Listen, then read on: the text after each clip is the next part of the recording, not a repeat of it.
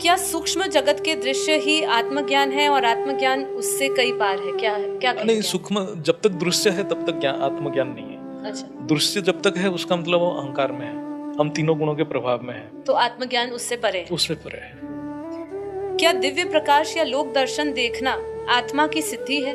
ये तो आत्मा की सिद्धि है। या आत्मा का स्वरूप जानना असली ज्ञान है? आत्मा के स्वरूप को जानना असली ज्ञान है। केवल आत्मा को ही अनुभव करना बहुत इंपॉर्टेंट है, वही हमें मोक्ष देगा।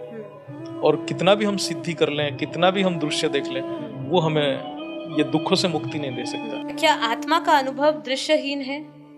दृश्यहीन शांति है जहाँ देखने वाला और देखा जाने वाला दोनों ही मिट जाते हैं। ये बात सही है। सही है। हाँ, जब आत्मा की अनुभूति होगा तब और कोई चीज अस्तित्व में नहीं रहेगा, वो केवल प्रकाश ही प्रकाश हो जाएगा और कुछ भी दृश्य नहीं रहेगा, क्योंकि वो त्रिगुणातीत है, गुणों से परे है।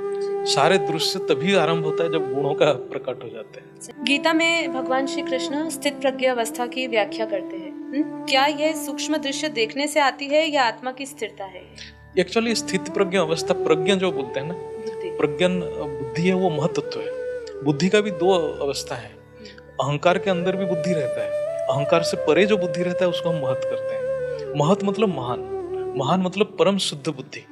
जब बुद्धि तीनों गुणों के प्रभाव में रहता है, रजो सत्व तमो, तब वो बुद्धि अहंकार के अंदर परिधि में काम करता है। जब बुद्धि इतना शुद्ध हो जाता है, इतना शुद्ध हो जाता है, तीनों गुणों से परे चले जाता है, तब वो अहंकार शून्य हो जाता है, तब वो प्रज्ञा बनता है। वो स्थिति में जब रहेगा तभी स्थित प्रज्ञा बनेगा।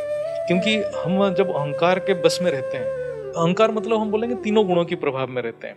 जब भी हम तीनों गुणों के प्रभाव में रहते हैं, हमारे बुद्धि स्थिर नहीं रहता है, क्योंकि दृश्य परिवर्तन होता है, बुद्धि परिवर्तन हो जाता है।